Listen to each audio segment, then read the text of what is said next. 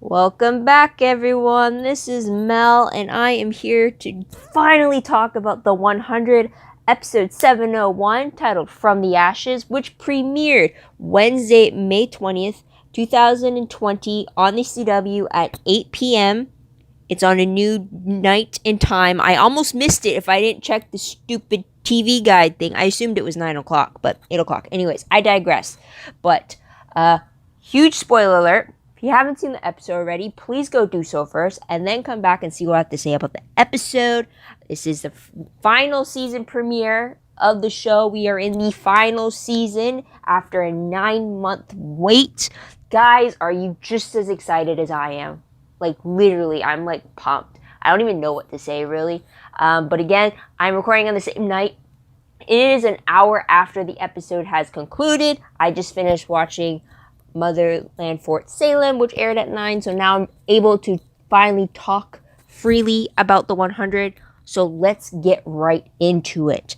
So yeah, no timer this time because I don't want to go through the hassle of getting a clock. So I'll just try to do my best to do this in 30 minutes. So a lot to talk about since it is the premiere. Quite a bit set up, I guess you could say, but I'm going to try to dive right in. So, for first on the list, timeline-wise. So, my understanding, at least Indra made a point of it, is that it's one day since I guess, Clark and the others returned to Sanctum, which is, as we know, the last time we saw Clark, Indra, and the others, the rest of one crew, is when they were up in space on the Aegis transport at the end of 6-13 with that little showdown with the other Russell and the other primes. Pretty sure that doesn't take long for them to descend back to Earth, but they've been in their little new yellow house for a day when the episode starts. So there's that. Episode reminder, you kind of say a new era, the fact that it is the time after the primes, essentially. I'm reaching here, but there's that. And also the fact that it's the season premiere. That's another thing there. Episode objective. As a whole, I would say order needs to be established or restored because the primes have been kicked off their throne in Sanctum. So now it's a huge powder keg is what they called it, on who's trying to gain this eruption of power. Yeah, pretty much. And then Wonku's kind of like just strapped in the middle of it. But yeah, we'll see how that goes. So episode breakdown, or the storylines, if you will, I picked up on two distinct ones just because they don't really collide in any way in this episode. First one being power struggle within Sanctum. I mean, Sanctum's a city, right? It's not the actual planet name, right? Anyways, that's the first one. Second one is where's Bellamy? Huge question. Where's Bellamy? Which you can kind of tack onto it. Where's Octavia? Which stem to where's Bellamy? So there's that. So let's start with the first storyline. I'll try to do a brief once over. It's the fact that Wong Crew, for now I'm going to just call the people that we've had in season, like on Earth, the original Earth, I'll call them One Crew from now, regardless if they're actually Aegis, One Crew, or Space Crew. So they have Russell Prime as their prisoner while he wants to die because everyone else he knows and loves are dead now. So there's that. But while this is happening, we have the children of Gabriel wanting Russell dead, and they want their homes restored within Sanctum since Russell and the Primes kicked them out for being non-believers. And then there's the Prime believers. I don't know what to call them aside from believers. They want Russell, who they still believe is their god, to be set free. So Wan Crew's like strapped right in the middle of it. Now, Clark is the only one within Wan Crew who is really stopping Wan Crew from killing Russell, because they even say all of our regular characters within the within Wan Crew are surprised that Clark is even allowing Russell to stay alive because he is the reason why Abby is dead, and they would think Clark would want him dead too because of that. But it's pretty much everyone in Wan Crew is defecting to her, even though Wan Crew thinks Maddie is still the commander, which I'll get to that in a moment, but it's a weird little power struggle there. Though, but again, everyone's looking to Clark for some leadership. Second storyline, though, is taking place in the woods, and this is dealing with the whole anomaly thing that happened in the final moments of the 6-13. And we see Bellamy, first thing we see of him is mourning the fact that he just saw Octavia get stabbed, and he believes she's dead, but she then disappeared from his arms. So now he's trying to not only find her, but kind of sort of not process the grief of her potentially being dead, before he even has a chance to process that. He gets attacked by this invisible attacker. And I gotta say, thank God they're not aliens, because by the end of the episode, we find out these invisible attackers are actually humans from the anomaly, as they have the same markings on their face that Hope Dioza came through the anomaly with. And they just seem to have these fancy suits with technology that allowed them to put on these invisible shields. They kind of remind me of Iron Man a lot when that whole thing happened, because it also had we got to see through the eyes of the helmet, where it was identifying their names, and it actually correctly identified Gabriel. I think they identified Echo, but they definitely identified Hope properly with the kill order.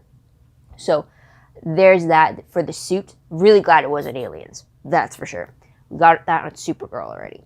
So there's that. Now, like I said with Hope Diaz is the one who actually stabbed Octavia at the end of 613. However, just moments after that, she has no memories of doing it or who she is. Just like how Octavia had no memories of what happened after she came back out of the anomaly.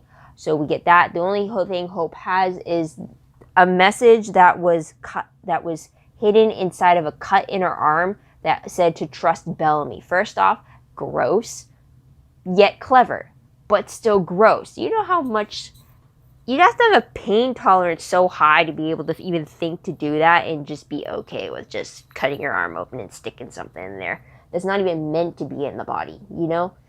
Ugh. But anyways, there's that. So she's off trying to find Bellamy, while Gabriel and Echo are trying to find Bellamy, who they believe is being taken through the anomaly. So they rush to get to the anomaly before it closes its portal once again. But Gabriel makes sure that Echo and Hope enter the anomaly at the same point he does, so they do not get separated at two different time points, because they don't know how time works on the other side. I mean, rightfully so, because Hope is 22 years old, when mere days ago when they last saw Dioza, she was a fetus still inside of Charmaine Dioza's stomach, you know? Or womb, I should say. So there's that. Now, the last moments of the episode show Clark declaring the Sanctum that Russell Prime will die for his crimes in 24 hours. And that there's no kings, no queens, and no palace. There's no rule here anymore. Which I feel like is going to backfire her on later on, though. But she makes that speech while the palace is actually burning behind her. So it's like very telling imagery right there. But let's move on to characters.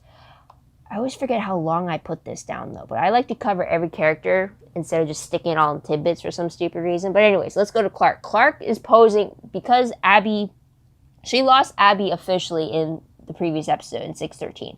So in this episode, which technically is only supposed to be a day after the events of 613, Clark is posing a very strong front in regards to Abby's death. The only time she actually breaks is after she beats Russell into unconsciousness, and she's actually crying over over her mom's ring and over her mom's last piece of clothing that Josephine had saved when they transitioned her to Simone Lakewood.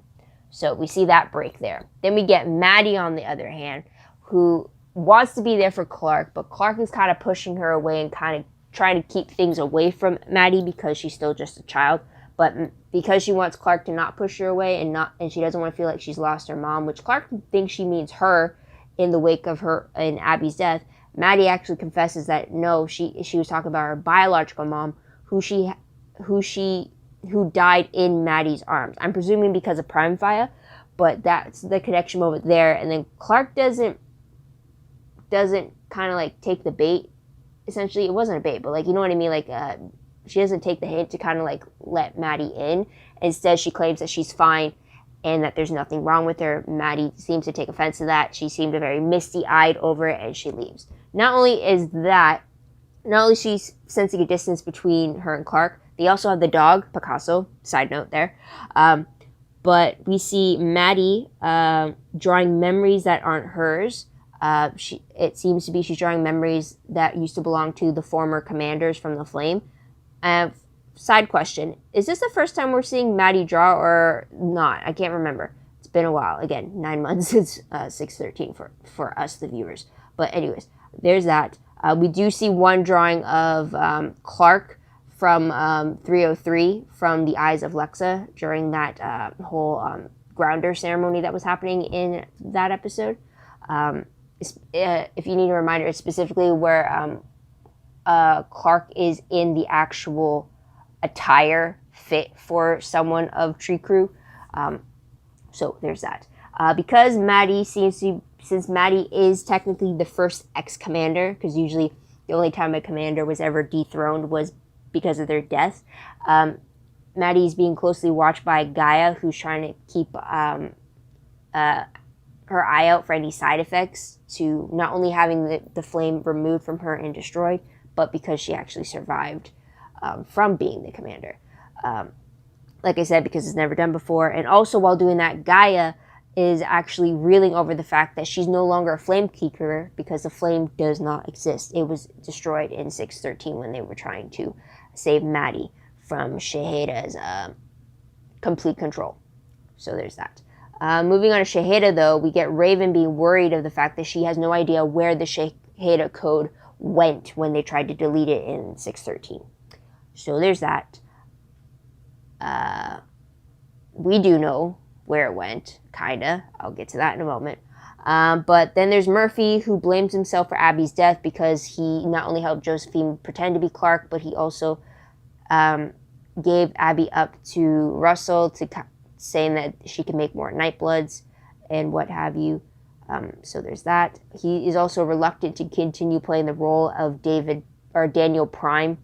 And then you got Amori, who gets her hands on the journal of Kaylee Prime, but Raven asks both of them to kind of maintain their roles to kind of help give them an advantage and in some leeway with the people of Sanctum who still believe.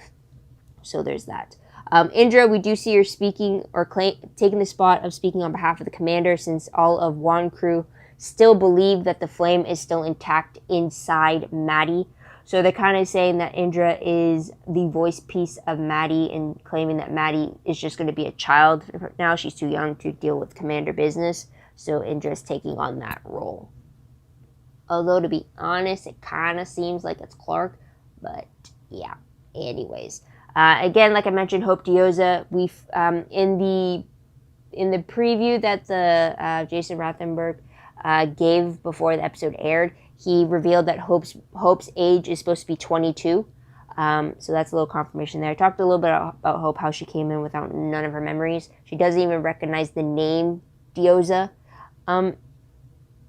She doesn't even recognize Dioza, the nickname from her mom, or the fact that it's her last name. She doesn't even recognize her own name or Octavia's name. The only reason they know Hope's name is because I think Octavia said her name before she was stabbed in 613. So there's that. And then we get Jordan. He seems to be distancing himself from Wan crew, and he was apparently a successful addition to the adjustment protocol, according to Russell. And he apparently saw something during that protocol, and we're led to believe that it is the anomaly symbol, which Russell has kind of ingrained in every aspect of Sanctum because it's a mystery he could never solve. So it's getting a lot more, the mystery of the anomaly is definitely getting a lot more intricate as we continue forward.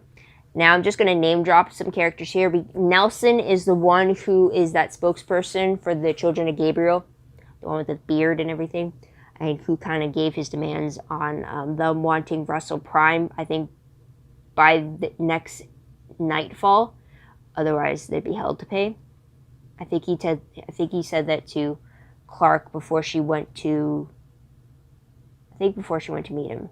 So there's that. And then we got new character Nikki, who is one of the Allegis prisoners, and she's played by Alana Huffman. The reason why I'm calling this new character out specifically is because of the fact that she is Abaddon from Supernatural. And that's the familiar face for me. So there's that. And speaking of Allegis, let's go on to tidbits very quickly. Found up on the wiki page, and it's probably, Indra mentioned the actual number maybe, but we find out that 36 Aegis criminals were awakened from their cryosleep to do the manual labor required for the construction of Wonkru's compound. Raven expects it to be done within 2 to 3 years, but they needed them to do the hard labor for it. So there's that. There seems to be more tension in how like they want to take power. But Nikki's husband, I don't know which, let me double check if they named him in the wiki page or not, because they have a Hatch. I gotta double check a photo for this character, but it could be Hatch's or husband, maybe. Check the screen to see if I'm correct or not.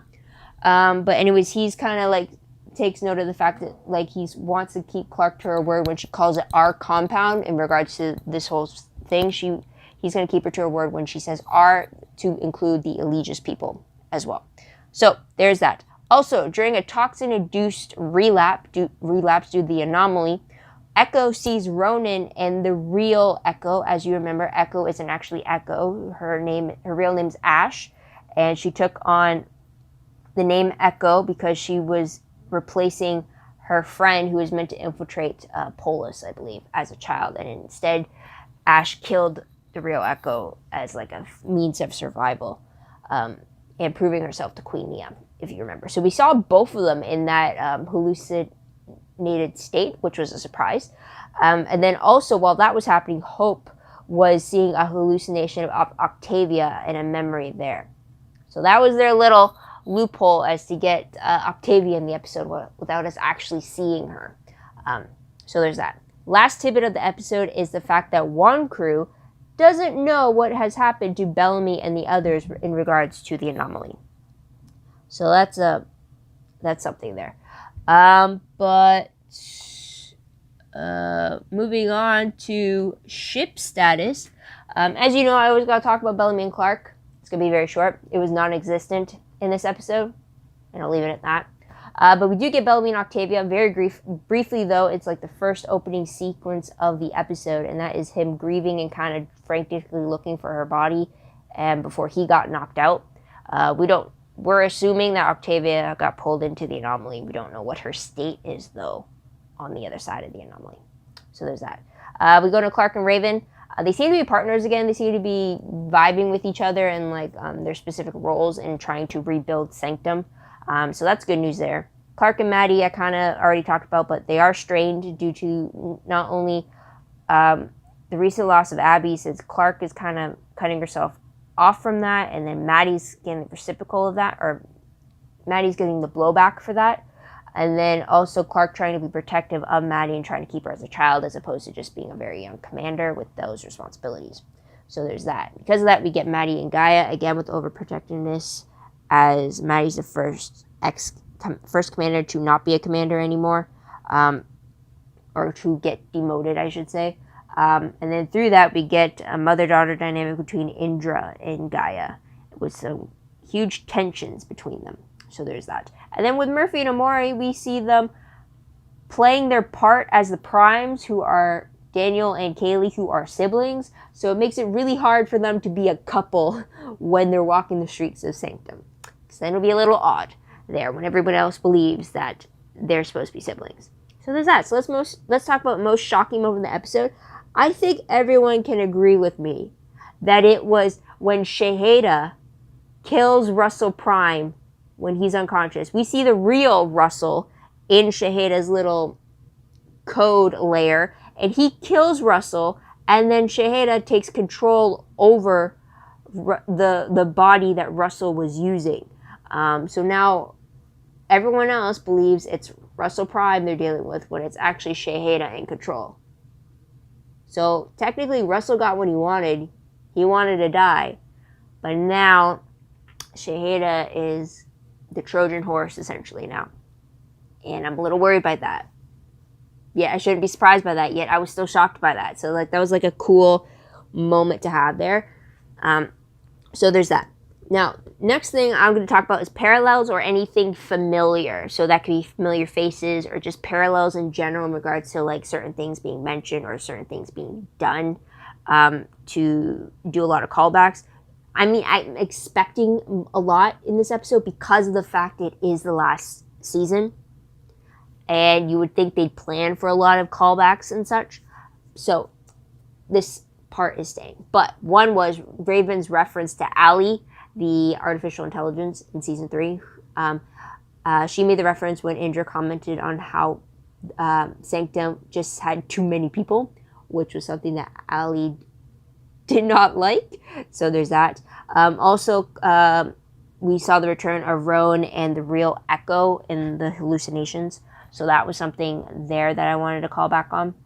And then another thing, I don't know if it was just me or maybe I misheard it wrong, but I thought during Hope's hallucination when she was seeing Octavia, the way that Octavia was acting towards Hope and telling her to, like, whatever happens, stay quiet, stay hidden, don't come out type of thing, it kind of reminded me of what Bellamy would do to Octavia when she was younger, when they were back on the Ark, and how she always had to stay hidden in the floor, and he had to tell her, like, don't, like, he had to keep her from being found. So I thought that was kind of a parallel there because, I mean, it's kind of like, as dark as it is, but it's kind of like Octavia was continuing that protective tradition, essentially.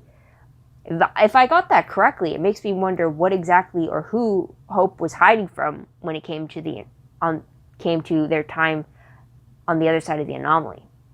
So that's something there. But let's move on to top 3 favorite moments. First has to be Clark's ending speech over Sanctum. She just commanded the attention of everyone. She projected it so well. And the speech in itself, hold on, let me scroll down to the very end and I'll read it like I made sure that I copied it. Sanctum is free. There are no kings or queens or primes here. We have no use for a palace here. We are the last of the human race and we've all made mistakes. Tomorrow, Russell Prime dies for his. That was her speech. And then her last shot in the episode was her slow-mo walking down the palace steps with her gun. How much more badass can you get? I mean, I get like Clark is still reeling, but like she was calm throughout the whole episode, and it was, you could see when that moment she broke, monumental for her. And then to go this route and like, it's wow. But yeah, speaking of Clark though, as a favorite, Clark's dynamic that she had, or working dynamic, hold on, give me a moment. Sorry, phone call, and it was for me. So, anyways, what was I talking about? Oh yeah, Clark's working dynamic between Miller and Indra. Love it. I love that automatically Miller's kind of like her head of security, which is like everything. It just reminds me of season 1 when he used to be kind of like that second in command for Bellamy. Again, awesome. So I really like that. I also like the quote-unquote professionalism between Clark and Indra. The fact that they could work well together, the fact that they're able to talk calmly between each other is like, I'm all for that. So, and then just to see the 3 of them having more scenes together as a trio, all for that as well. Absolutely. So there's that. Also, side comment, because I am talking about Indra. I really liked that she was the one that pretty much was telling Clark and the others what the situation was in Sanctum, and how like it was like you had these people wanting this, you had these people wanting that, you had these people arguing with these people, and she like broke it down to not only let them know, but let us as the audience know what the situation for us was. And I thought that was pretty cool because it also just shows in one day she got a lot of info down pat. And it also makes me wonder, in another life, Indra would have been an awesome spy. Like, absolutely. Like, for sure. So there's that. Another thing I really liked about the episode, and it was just a small, minor moment, but I just had this, like, gut reaction to it, so I'm going to share it. And that was the setup of our characters pretending to be the primes, and that is Amori and Murphy. For Murphy, specifically, when he had that moment when he shouted, "Have we learned nothing?" I started shouting like crazy. Like, I was so overjoyed. It's like, yes, bring his stance. have him use his influence as Daniel Prime, have him make a change. And I loved it. Even if it's for a brief moment and he's walking out like a badass and everything. And I'm just like, I just thought like that was hot, which was weird. But it was like, yes, that's a moment I would have lived for. So it's like, I'll give that to Murphy right there for him being a Prime. I'll talk about Murphy again in a moment. But another thing I liked was Emori, was her "We Are One" moment. The fact that she was learning from the journals that she was finding about Kaylee Prime and like her experiences and being able to adapt with that. I thought that was really, really cool. And it just fit. And like, I could get why. I like that they were playing into the role, but at the same time, it's like them playing their role means they can't be together like they could have originally, because again, they're playing brother and sister to the whole of Sanctum. But it's just them stepping into the roles like Raven had asked them to give them a bit of an advantage in the leadership. I thought that was awesome. But Murphy's "Have We Learned Enough?" That was in the season trailer, I believe. And it's just like, I was ready for that. I wish it led to a little bit more, but the delivery of that was just perfect. And then also Murphy in this episode, I don't get why seeing him struggle over Abby's death was okay with me. Like, I was living for that just because of the fact it showed how remorseful he was for his actions that led to her death. And specifically what I liked, though, about it was his need to make sure that Clark didn't blame him.